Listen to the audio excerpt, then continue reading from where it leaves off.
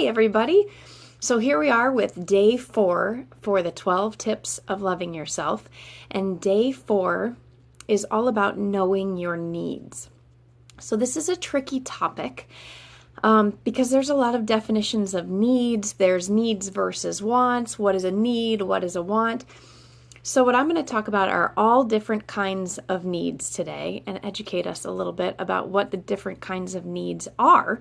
And then we can go ahead and answer questions for all of them, and you can get clear on what your needs are, and you can get clear on what you want to do today to get clear on your needs if you're not clear already. And you'll have so much information about all the different kinds of needs that there possibly could be. So let's start with the difference between wants and needs. So when I say needs, I'm not talking about survival needs. So survival needs would be things like food, shelter, clothing. In our day and age, it would be money to be able to travel, to use an automobile perhaps, or some sort of transportation, not transformation, some sort of transportation. So those would be basic needs. So that's not what I'm talking about. I'm going to assume that your basic needs for food and shelter and survival are met. And we're going to be talking about the next couple levels of needs. We're going to talk about your physical needs, your emotional needs, your psychological needs, your spiritual needs, and we're going to check in with you on each one of these and see where you are. Then we can start talking about relationship needs and what you're expecting from others. And before we get there, we're going to be really looking at what are your needs inside of you that you can meet. How can you meet your own needs before we're expecting somebody else to meet our needs for us, which is another very tricky subject. So when I started this, I was thinking it was going to be really short, but now that I've started talking about it, it might be a little bit long. So I'm going to try to be succinct. So let's start with physical needs. So your physical needs could be anything from basic physical needs like I'm hungry to, okay, I have a physical need, I'd like to be healthy. And what does it look like for me to be healthy? Well, I get to exercise and I get to take care of my body and I get to sleep enough. Maybe it even has something to do with getting outside and getting some fresh air. So anything that has to do with your physical body. How are you doing with your physical needs these days? Go ahead and type in the comments how you're doing with your physical needs. Are you getting enough fresh air? Are you getting enough rest? Are you eating foods that are healthy for you? How are you doing with your physical needs? So you can write that in the comments now. Then let's move on to your emotional needs. So what are emotional needs? Well, I'm going to say emotional needs start with your feelings. And there are a lot of us who actually don't even know what we're feeling. We live in a culture where we suppress our feelings a lot. We're actually taught to do that. We're taught that alcohol and sometimes even drugs for some of us, we're taught that that's a way of coping. A lot of people come straight home and sit down in front of the television and just watch television for the few hours that they're not working.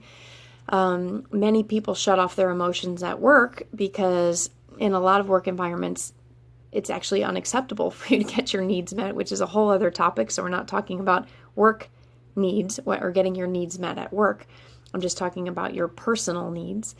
So we do a lot of things to numb out our feelings in our culture. And so one of the most important things for you to do is to get back in touch with how you are feeling. And for some of us, this is really challenging to do. I know that for me, it's challenging to get back in touch with my feelings. I was on vacation recently with my mom, and I kept having a bunch of memories come up. And I said to her, I just want to cry, Mom. And she was like, it's okay to cry. And it was nice to hear somebody say, it's okay to cry. It's okay to feel your feelings. It's okay to remember the good times, to acknowledge, I was sad because I was remembering things from the past that were happy that aren't happening anymore. And I was having all these memories coming up of all these happy times and realizing that those times are gone. And it was making me sad to realize those times are gone, but it made me very aware of what my needs are. And I was able to come home and write a big list of all of the things that are really important to me from having this sadness come up. So I was able to write this big list and get really clear about, wow, this is stuff that's really important to me. It's so important to me that when I don't have it, I cry for it. I feel like I'd like to have that in my life. Now, that's a difference between needs and wants. Some of that stuff, it's not required for living for me, but it definitely makes me feel good to have it. So those would be emotional needs. Knowing your sadness will indicate to you what's missing. Your anger will indicate to you where your boundaries are. Your fear will indicate to you when you've gone too far or you need to go further. Maybe you need to step back from something or freeze or run away. Your shame will let you know when you're not doing something right according to somebody else, right? That's a whole other can of beans to open another day. So then we get into your psychological needs. What's going on in your mind? Is your mind serene and peaceful and calm? Or is your mind full of all of this crazy and chaos and struggle and strife, and it's going blah, blah, blah, blah, blah, blah. I know my mind sometimes like, oh, it's so noisy. And getting a hold of that noisy voice and having it step to the side, for me, a lot of times, that's one of my biggest needs, is to shut down that noisy, critical voice. And when I can meet, those are my psychological needs. When I can meet those psychological needs, I really can support myself a lot. So go ahead and post in the comments. I forgot to do it for emotional needs. If you have any emotional needs that you're going to work on today, and then post in the comments if there are any psychological needs that you have today that you want to be working on. So the next type of needs I want to talk about are spiritual needs. So we talked yesterday about getting connected with your higher power and your divinity. So spiritual needs are about that, about connection, about following your intuition, having that knowingness, operating out of your grace, experiencing forgiveness of yourself and others. So there's clarity, so there's movement in your energy, so you're open to receiving. So you can put in the comments, if you have spiritual needs today, what are they and how are you going to meet them? Maybe prayer, maybe meditation, maybe going out in the woods and sitting in the grass. For some people, it's, they like to go and be with animals, horses, even just like watching the squirrels outside, or if you have pets at home, connecting with them. A spiritual connection happens when we realize that we're not the only ones alive. So it can happen with other people, it can happen with animals, it can happen with trees, whatever, but just acknowledging that there's so much more to this space than you. There's me, and there's all of the stuff in here and all the stuff out there, and connecting with all of that can be super helpful. So if you have spiritual needs that you're going to meet today, put those in the comments. So I want to talk about how often are you checking in with yourself to see what your needs are. When your emotions are coming up, are you letting them come up and out? When you're finding yourself being really noisy in your mind, are you checking in and saying, you know what, I hear it's really noisy in my mind. What do I need? My new favorite mantra for myself is moment to moment. I'm not consistent with it. I'm not doing it all of the time. But as often as I can remember, I'm asking myself, what do you need now, Heather? What do you need now? So ask yourself, like in this moment, what do I need? Maybe right now what you need is to be watching me teach you this on the Facebook Live, like I'm a 87-year-old woman. Facebook Live. Everybody gives me a hard time about that. So maybe those are your needs right now. And then when this video ends, then what are your needs? So when this video ends, you can check in with yourself and say, Heather, what do you need now? For me personally, like I can feel my stomach rumbling. I'm definitely getting hungry. And I also have some human connection. I've reached out to a friend and hopefully I'm going to be able to meet up with her for a few minutes. Because right now what I need is connection and maybe a little venting time and a little contribution time where I can be there for somebody, and definitely hungry. So I'm going to get those needs met.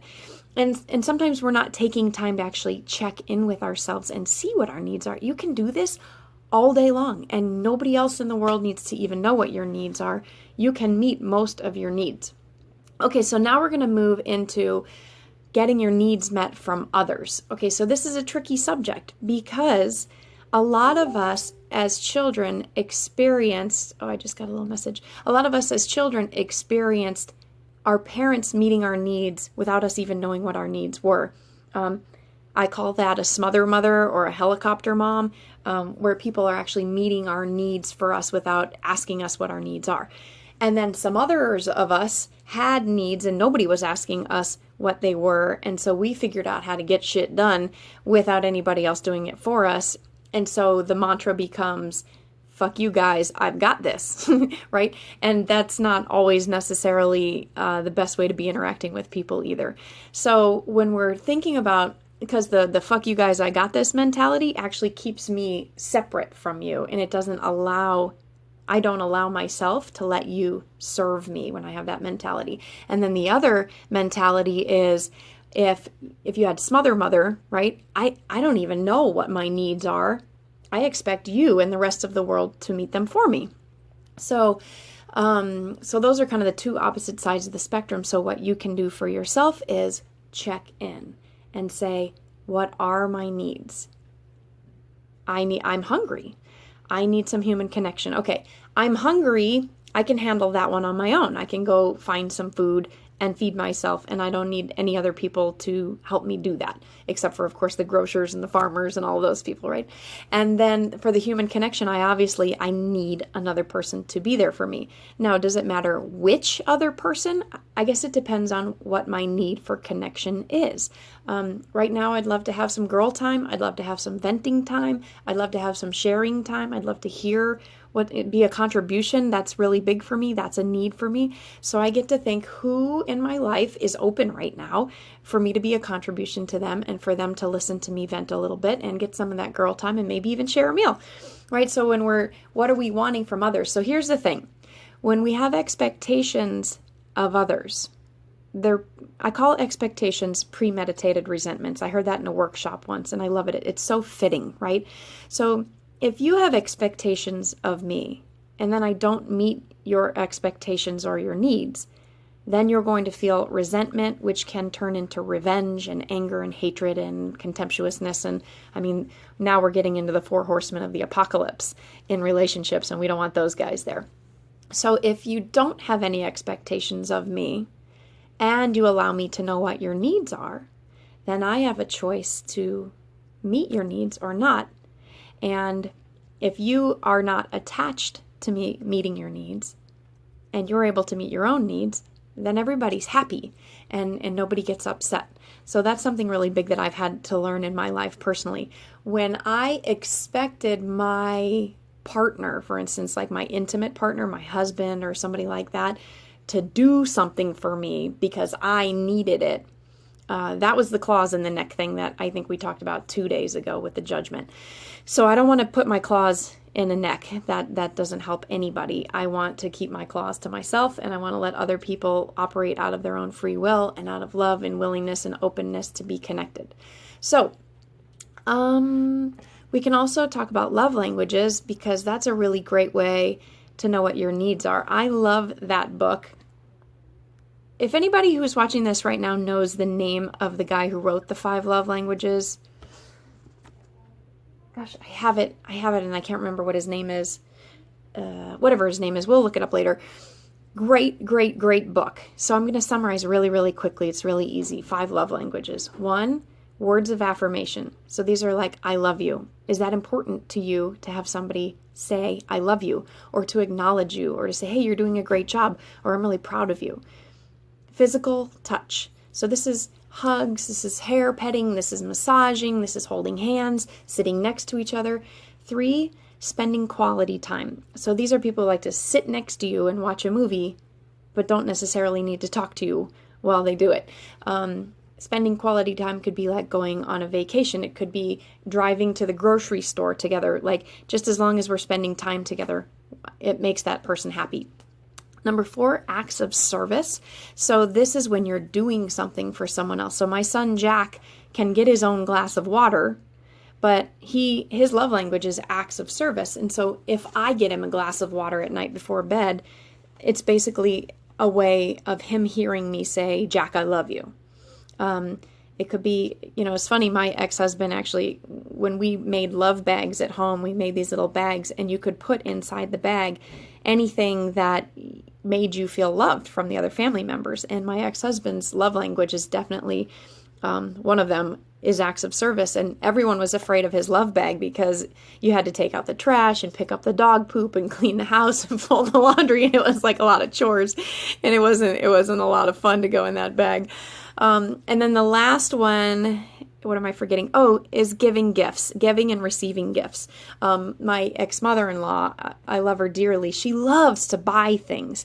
She buys the kids hand sanitizer and notebooks and cookies, and Gabriel loves pumpkin muffins, so she'll always go get him a pumpkin muffin. And so her way of expressing love is by buying gifts and receiving gifts. So think about it. Which one fits you the best?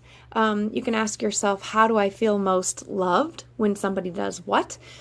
And then you can know what your love language is, and then you can ask people to meet those needs in your love language. You can say, hey, would you be willing to snuggle me a little more often? Or, would you be willing to, if you picked up the dog poop, like it would really make me happy. I always really struggled with that one, but I get it now. So you can look at your love languages for what your needs are. And then the last piece that's really, really important is, are you asking for what you need? Right? So A, do you know what you need? Because a lot of us don't even know what we need. And B, are you asking for what you need? It's really, really important for you to ask. Because if you don't, nobody's a mind reader. I mean, well, some people are mind readers, right? But generally, when we're close to people, we don't know what they need. We don't know what would make them happy. And if you find yourself in relationship with someone when you tell them what they need, and then they go, well, now that you told me, I'm not going to do it, you may want to reconsider being in relationship with that person, because that's more about ego than love. So ask, first of all, figure out what your needs are. Next, see if you can meet your own needs, or anybody. And then lastly, if it's really something that's just between you and your partner, ask for your needs to meet, or whoever it is that you need the needs to be met from, ask if they would be willing to meet your needs, because they can always say no, and no is a really important thing to hear from our friends and family and lovers and partners. When they say no, we actually can trust them. So that's boundaries, which is coming, and I'm not sure which day I'm going to do it yet, but it is coming. And so if you know what your needs are today, go ahead and put them in the comments. I love to have us all interacting and knowing what our needs are, knowing when and if we're going to ask for them to be met. If you have a need and you meet it today, put that in there, because we love to celebrate success around here. We love to know when you're loving yourself and when you're taking care of yourself. And please, please, please, please, please feel free to share the video, invite people to the group. Let's get more people in here. Next week, I'm going to be doing these videos, I'm pretty sure consistently at 11:15 is the time that I came up with. I'll let you know in the group, but I think having a consistent time is supportive for people to be able to show up and join. And I really appreciate everybody who has joined me today. And leave a bunch of comments, invite your friends, and I'll see you guys possibly over the weekend if I do a bonus video, and definitely Monday for some more amazing tips and tools for loving yourself. For today, take care of your needs, and I will talk to you soon. Have a great weekend.